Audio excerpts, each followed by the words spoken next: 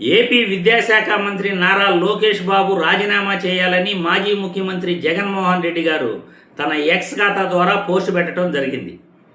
ఎలా అయితే neat ప్రశ్నాపత్రం leakage వ్యవహారంలో కేంద్ర మంత్రి ధర్మేంద్ర ప్రధాన్ రాజీనామా చేసి ఎన్డీఏ పరువు కాపాడాడో, అలాగే డిఎస్సి అవకతవకలపై, అక్రమాలపై, డిఎస్సి పోస్టుల నియామకాలపై తప్పు జరిగింది అని 3.5 లక్షల మంది డిఎస్సి అభ్యర్థులు ఈ డిఎస్సి నియామకాల ద్వారా నష్టపోయారని, సిబిఐ ఎంక్వైరీ కూడా జరగాలని మాజీ ముఖ్యమంత్రి జగన్మోహన్ రెడ్డి గారు డిమాండ్ చేస్తున్నారు.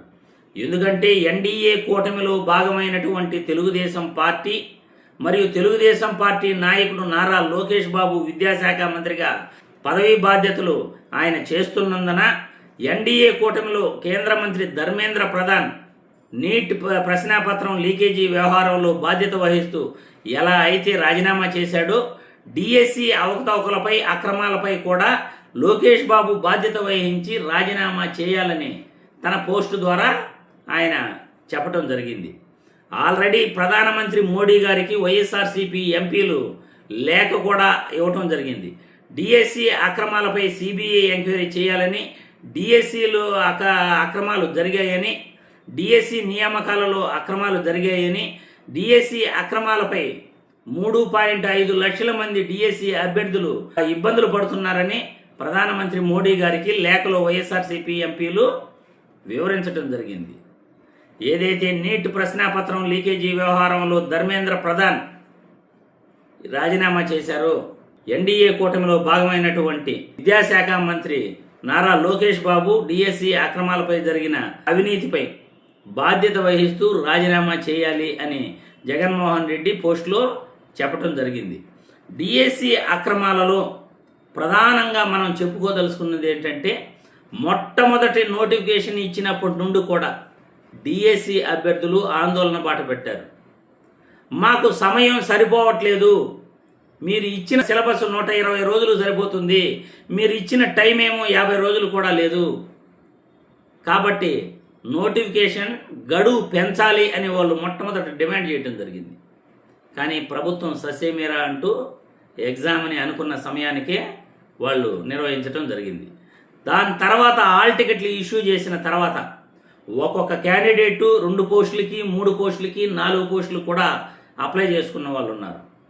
ఈ 4 పోస్టులకు అప్లై చేసుకున్న డిఎస్సి అభ్యర్థులైతే ముఖ్యంగా ఒకే రోజు 2 ఎగ్జాములకి డేట్ ఇవ్వటంపై వాళ్ళు చాలా ఇబ్బందులు పడ్డారు. ఒక ఎగ్జామ్ చిత్తూరు జిల్లాలో ఉంటే మరో ఎగ్జామ్ కడప జిల్లాలో ఉండేది.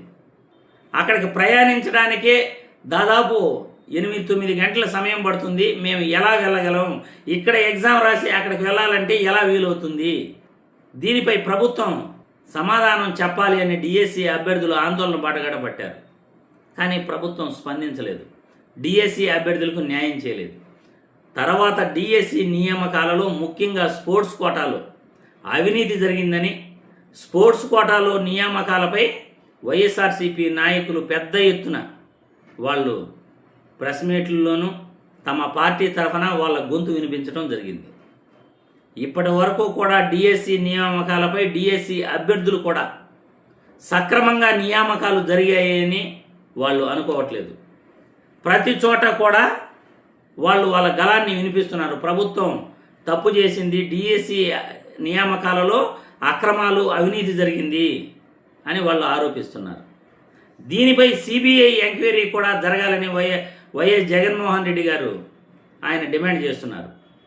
గతంలో ప్రధానమంత్రి మోడీ గారికి వైఎస్ఆర్సీపీ ఎంపీలు డిఎస్సి నియామకాలలో అక్రమాలు జరిగినాయని సిబిఐ ఎంక్వైరీ చేయాలని కూడా వాళ్ళు లేఖ ఇవ్వటం జరిగింది. కాబట్టి ఇప్పుడు నీట్ ప్రశ్నాపత్రం లీకేజీ వ్యవహారంలో కేంద్ర విద్యాశాఖ మంత్రి ధర్మేంద్ర ప్రధాన్ ఎలా అయితే రాజీనామా చేశాడో, ఎన్డీఏ కూటమిలో భాగమైనటువంటి ఈ తెలుగుదేశం పార్టీ విద్యాశాఖ మంత్రి నారా లోకేష్ బాబు కూడా డిఎస్సి అక్రమాలపై, అవినీతిపై బాధ్యత వహిస్తూ రాజీనామా చేయాలి అని వైఎస్ఆర్సీపీ నాయకులు, వైఎస్ఆర్సీపీ పార్టీ అధ్యక్షులు జగన్మోహన్ రెడ్డి గారు తన ఎక్స్ ఖాతా ద్వారా ఆయన డిమాండ్ చేస్తూ తన గొంతు వినిపించడం జరిగింది. మరి దీనిపై ప్రజలు మీ అభిప్రాయాలను కామెంట్ల రూపంలో తెలియజేయాల్సిందిగా వీడియో ద్వారా కోరుతున్నాను.